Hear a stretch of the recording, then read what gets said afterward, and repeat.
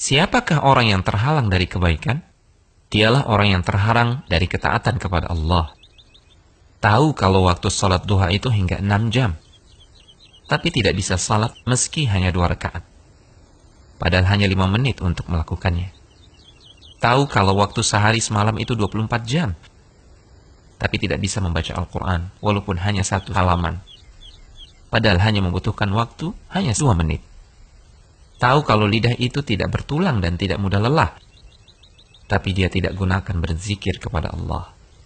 Tapi kalau untuk komen tentang orang lain atau ustadz, atau bahkan tiang listrik, semangatnya luar biasa.